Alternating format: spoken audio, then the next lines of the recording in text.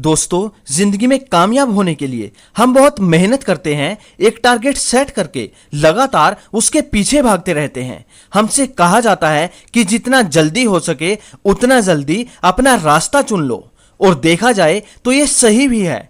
अगर हमको रास्ता ही मालूम नहीं होगा तो फिर मंजिल कैसे मिलेगी। हर किसी का रास्ता अलग हो सकता है, लेकिन पहुंचना सबको कामयाबी की मंजिल पर ही है। दोस्तों, कामयाबी का दूसरा नाम ऐसी कोई नौकरी या बिजनेस करना है जिसमें खूब सारा पैसा हो। यह बात सच है कि पैसे से हमारी जिंदगी चलती है, लेकिन पैसे के बारे में हम बहुत ही कम जानते हैं। यूं तो लोग पैसे के बारे में बहुत सी बातें करते हैं, जैसे कि पैसे संभाल कर रखो, पैसे की कीमत को समझो, वगैरह वगैरह। लेकिन कोई भी हमें यह नहीं बताता कि हमें क्या करना चाहिए जिससे कि पैसों को लेकर हमारी ये चिंता खत्म हो सके और जिंदगी भर पैसों के पीछे ही ना भागता रहना पड़े। तो दोस्तों, आज की इस वीडियो में हम पैसे के 6 ऐसे नियमों के बारे में आपको बताएंगे जिन्हें जानने के बाद आपकी पैसों को लेकर सारी चिंताएं दूर हो जाएंगी। इसलिए वीडियो को बिना स्किप किए ध्यान से देखिएगा। तो चलिए शुरू करते हैं। नंबर 1 है बजटिंग। मोटे तौर पर हमारा पैसा सिर्फ 3 जगहों पर जाता है। महीने के बंधे खर्चे जैसे कि घर का किराया, लोन रीपेमेंट, बिजली बिल वगैरह वगैरह। दूसरा, फ्यूचर में कुछ खरीदने के फाइनेंशियल गोल पर। और तीसरा, ट्रैवल और शॉपिंग जैसे रोजमर्रा के जरूरी खर्चों पर। अगर बजटिंग के आइडियल स्टैंडर्ड की बात करें तो महीने की कमाई का 50% बंधे खर्चों पर, 20% फ्यूचर के फाइनेंशियल गोल्स पर और 30% रोजमर्रा की जरूरतों पर खर्च होना चाहिए। लेकिन अगर आप किसी बड़े शहर में रह रहे हो और उस हिसाब से ज्यादा कमा भी नहीं पाते तो आपकी सैलरी का आधा पैसा तो सिर्फ घर के किराए में चला जाता होगा। ऐसे में आप इस परसेंटेज को अपनी सैलरी के अकॉर्डिंग एडजस्ट कर सकते हैं। मतलब अगर आपके घर का किराया ज्यादा है तो फ्यूचर के फाइनेंशियल गोल के पैसों में कटौती कर दीजिए, और जब आपका प्रमोशन हो जाए या कोई दूसरी अच्छी जॉब मिल जाए तो बढ़ी हुई कमाई से अपने खर्चे बढ़ाने की बजाय फ्यूचर के फाइनेंशियल गोल को अचीव करने के लिए ज्यादा पैसे साइड करना शुरू कर दीजिए। क्योंकि जब आपको जरूरत थी तब आपने यहीं से कटौती की थी, और इस तरह आप धीरे धीरे बजटिंग के आइडियल स्टैंडर्ड को अचीव कर लोगे। नंबर 2 है इमरजेंसी फंड। ये बात तो आप सब अच्छे से जानते हो कि मुसीबत कभी भी बताकर नहीं आती, और आज जिस दौर से हम गुजर रहे हैं उसमें तो ये बात और भी ज्यादा सच हो जाती है। कोविड में सब बंद होने के बाद लोगों को यह बात समझ में आई कि इमरजेंसी फंड कितना जरूरी होता है। अब इमरजेंसी फंड की इंपॉर्टेंस समझ भी आ जाए तो यह पता नहीं चलता कि आखिर इमरजेंसी फंड में कितना पैसा होना चाहिए। ये तो आप पर, आपके खर्चों पर और आपकी सिचुएशन पर डिपेंड करता है। लेकिन फाइनेंस के जानकारों का ऐसा मानना है कि आपके इमरजेंसी फंड में इतने पैसे तो जरूर होने चाहिए जिससे कि आपका अगले 6 महीनों का खर्चा चल सके।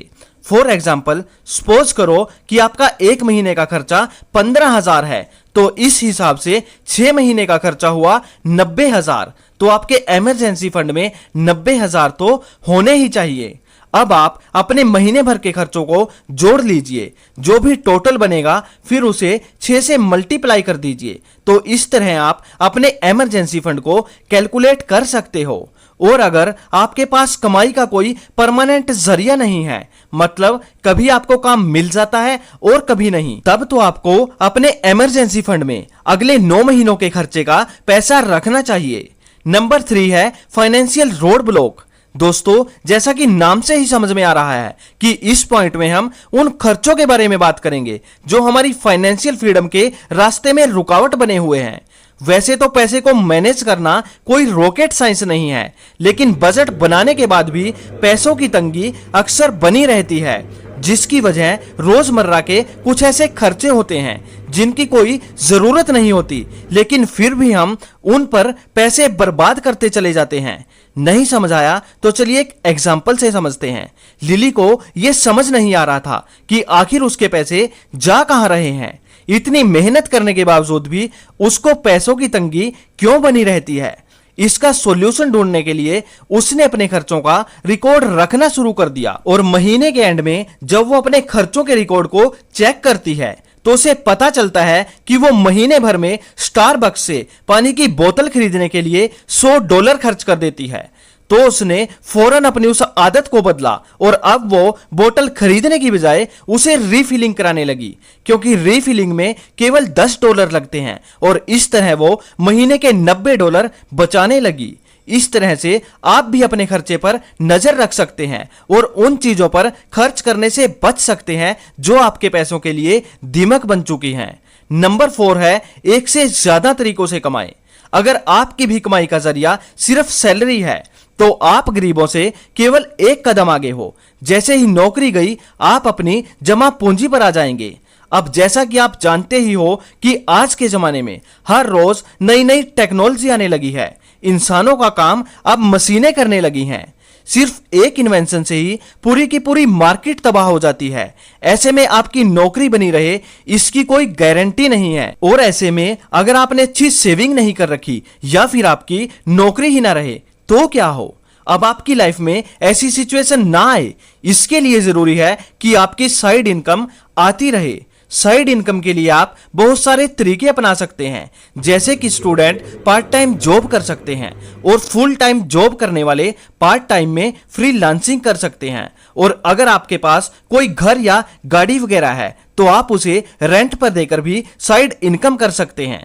बस सिर्फ सैलरी के भरोसे ना रहें, क्योंकि अगर आपकी नौकरी बनी भी रही तो इससे आप सिर्फ बिल्स भर सकते हैं। इसलिए साइड इनकम का भी इंतजाम रखें ताकि आप जरूरतों से ख्वाहिशों की तरफ बढ़ सकें। नंबर 5, ज्यादा कमाएं और खर्च कम करें। दोस्तों, बिल्कुल सिंपल सी बात है। अगर आपका अपने खर्चों पर कंट्रोल नहीं है तो फिर आप महीने का $1,00,000 या $2,00,000 क्यों ना कमा लें, फिर भी आपको कम पड़ जाएगा। हम जिस दौर में रह रहे हैं उस दौर का यूथ लाइफस्टाइल इन्फ्लेशन का शिकार है। यानी वो हाई क्लास लाइफस्टाइल जीना चाहता है। बड़ी गाड़ी, ब्रांडेड कपड़े और 5 स्टार होटल में खाना।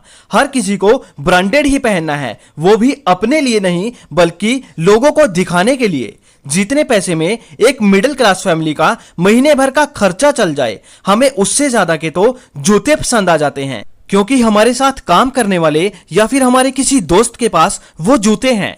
इसलिए हम भी अपनी महीने भर की कमाई से वो जूते खरीद लेते हैं और फिर दोस्तों से उधार मांगकर या फिर क्रेडिट कार्ड से अपना खर्चा चलाते हैं। अगर आपकी ऐसी ही आदत बनी रही तो फिर आप कितना ही क्यों न कमा ले, वो भी आपके लिए कम पड़ जाएगा। महंगा पहनने के अलावा महंगी जगहों पर घूमने और 5 स्टार होटल में खाने का शौक भी हम पर भारी पड़ सकता है। अगर आप इस सब से बचना चाहते हो तो आपको अपनी आदतों को बदलना होगा और अपने फाइनेंस पर ध्यान देना होगा, नहीं तो आप लाखों कमाकर भी कंगाल रह जाएंगे। अपने आप को ब्रांड और महंगी लाइफस्टाइल की दलदल से बाहर निकालने के लिए आप एक साइकोलॉजिकल ट्रिक अपना सकते हो। जब भी आपको कुछ एक्सपेंसिव खरीदने या फिर यूं ही फिजूल खर्ची करने का मन हो तो उसे एक बड़े पेपर पर लिखकर अपने रूम में चिपका दीजिए और खुद से ये कहिए कि इसे मैं 1 महीने के बाद खरीदूंगा। आप पाएंगे कि वक्त गुजरने के साथ ये आपको फिजूल खर्ची लगने लगेगा और आप अपना फैसला बदल दोगे। ऐसा इसलिए क्योंकि हमारे ज्यादातर फैसले इंपल्सिव होते हैं। Number 5, investment. दोस्तों, हम सब इन्वेस्टमेंट के बारे में तो जानते ही हैं, लेकिन एक लाइन में इन्वेस्टमेंट किसी चीज का सही इस्तेमाल करने को कहते हैं, जैसे कि टाइम इन्वेस्टमेंट, एनर्जी इन्वेस्टमेंट और मनी इन्वेस्टमेंट। मनी इन्वेस्टमेंट में आप अपने पैसे को किसी चीज पर इन्वेस्ट करते हैं और एक वक्त के बाद उस चीज की कीमत बढ़ने के कारण आपका पैसा भी बढ़ जाता है। फॉर एग्जाम्पल, मान लीजिए कि आप किसी कंपनी के शेयर में 50,000 इन्वेस्ट करते हैं और 1 साल के बाद उस कंपनी के शेयर की कीमत बढ़ जाती है और आपका 50,000 अब 70,000 हो जाता है। तो इस तरह से आपको उस 50,000 रुपए की इन्वेस्टमेंट पर 20,000 का फायदा हो जाता है। लेकिन हाँ, इन्वेस्टमेंट करने से पहले आपको एक बात का ध्यान जरूर रखना चाहिए। अगर आपको इन्वेस्टमेंट की नॉलेज नहीं है तो पहले आप उसके बारे में अच्छे से नॉलेज ले लें, उसके बाद ही कहीं पर इन्वेस्टमेंट का डिसीजन ले। या फिर इन्वेस्टमेंट करने से पहले आप किसी फाइनेंशियल एडवाइजर से सलाह जरूर ले लें, क्योंकि इन्वेस्टमेंट मार्केट बेस्ड होती है और मार्केट हर रोज अप डाउन होता रहता है। अगर आपको इसकी समझ नहीं होगी तो आपको फाइनेंशियल लॉस भी हो सकता है, इसलिए आपको अच्छे से सोच समझकर ही इन्वेस्टमेंट करनी चाहिए। तो चलिए एक बार फिर से नजर डालते हैं पैसे के उन 6 रूल्स पर, जिनको जानकर आप अपना मिडिल क्लास से अपर क्लास का सफर शुरू कर सकते हो। नंबर 1 है बजटिंग कीजिए। नंबर 2 इमरजेंसी फंड बनाकर रखिए। नंबर 3 फिजूल खर्ची बंद करें। नंबर 4 एक से ज्यादा तरीकों से कमाएं। नंबर 5 ज्यादा कमाएं और खर्चा कम करें। नंबर 6 इन्वेस्टमेंट करें। तो दोस्तों, उम्मीद करता हूं कि आज की वीडियो से आपको कुछ ना कुछ सीखने को जरूर मिला होगा। अगर वीडियो अच्छा लगा हो तो इसे लाइक करें, अच्छा ना लगे तो डिसलाइक करें। आज की वीडियो में इतना ही, मिलते हैं एक नई वीडियो के साथ। तब तक के लिए टेक केयर। जय हिंद दोस्तों।